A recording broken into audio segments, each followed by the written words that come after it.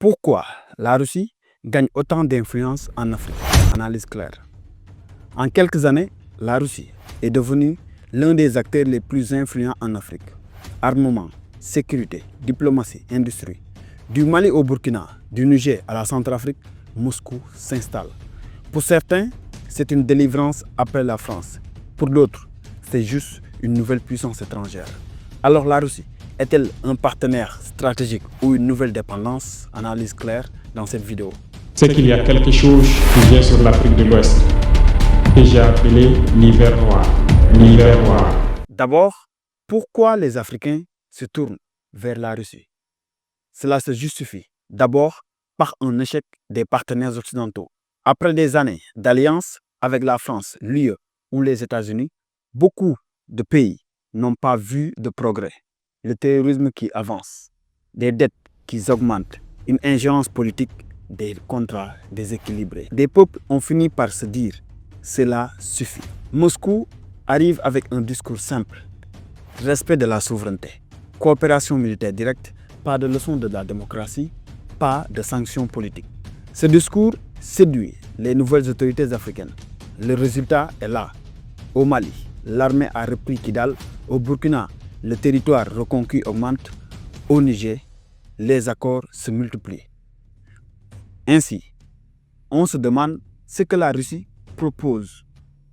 Sur le plan militaire, il propose des armes modernes, des instructeurs, des forces spéciales via Africa Corps, des drones et stratégies offensives.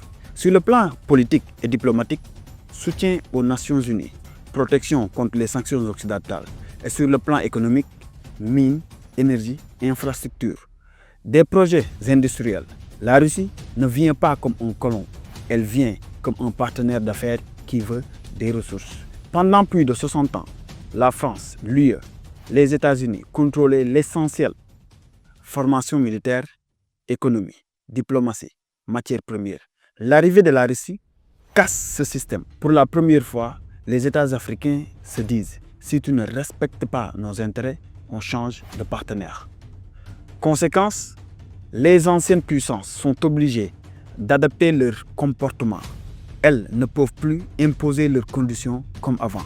Ainsi, le renforcement militaire est concret. Là où les missions occidentales restaient souvent observatrices, la Russie agit. Livraison d'armes fonctionnelles, renseignements, stratégie offensive, instructeurs sur le terrain et surtout, les décisions appartiennent aux gouvernements locaux. Exemple, le Mali a repris Kidal, la Centrafrique a sécurisé Bangui et des routes stratégiques. Le Burkina est en train de reconquérir son territoire. Pour des peuples qui ont souffert, voir des résultats visibles change tout. Par ailleurs, Moscou offre un soutien diplomatique sans paternalisme. Là où l'Occident pose des conditions, élections obligatoires, ouverture aux ONG, réformes politiques, la Russie accepte les régimes tels qu'ils sont.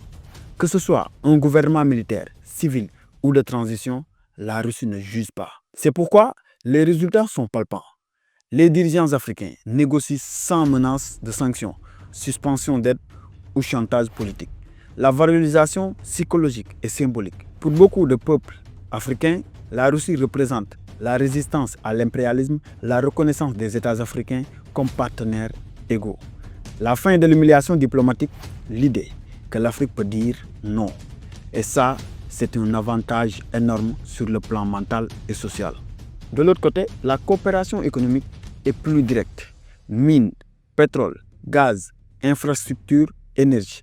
La Russie signe des contrats bilatéraux souvent sans FMI ni Banque mondiale, encore moins Club de Paris.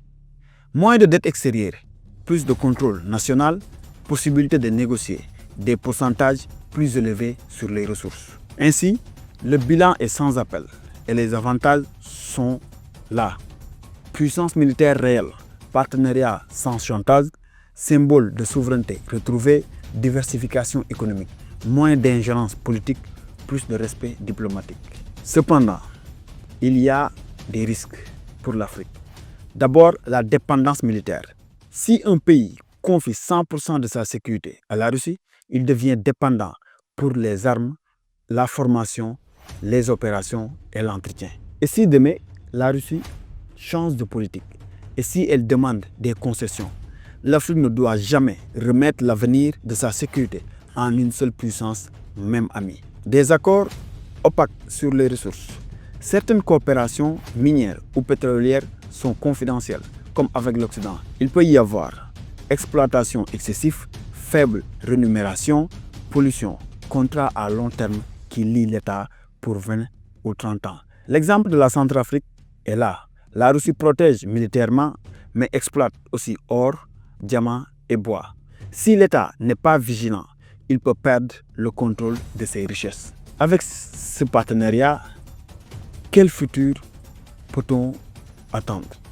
Parce qu'aujourd'hui, la Russie respecte la souveraineté, mais si son influence devient trop grande, elle peut chercher à orienter élections, lois, alliances internationales, décisions militaires. C'est le classique des grandes puissances. L'amitié peut devenir domination. L'autre point, c'est la privatisation de la sécurité. Avec des sociétés militaires privées comme Wagner ou Africa Corp, la lutte contre le terrorisme peut devenir un business. Si l'État n'a pas de contrôle strict, les mercenaires peuvent agir sans loi. Cela présente des risques. D'abord, la violation des droits humains, ensuite la violence non contrôlée ou perte de souveraineté sur la sécurité ou encore absence d'investissement social. La Russie construit des alliances stratégiques, mais elle n'investit pas autant que la Chine sur les routes, les écoles, les hôpitaux, les barrages. Si les armées gagnent, mais que l'électricité, l'éducation et l'eau ne suivent pas, les peuples peuvent se retourner contre les dirigeants. Donc le risque est majeur, remplacer une puissance par une dépendance. Perdre le contrôle des ressources, influence politique cachée, mercenaires incontrôlés, peu d'investissement social. La Russie peut être un partenaire stratégique, mais seulement si l'Afrique garde le contrôle. La souveraineté ne se donne pas, elle se défend, même avec ses amis. La vérité est que la Russie ne vient pas aider l'Afrique, elle vient coopérer et gagner. Mais contrairement à d'autres puissances, elle propose un rapport plus équilibré. Elle ne dit pas obéissez, elle dit faisons affaire. En somme, on est tenté de se poser la question, la Russie en Afrique, est-ce positif ou dangereux?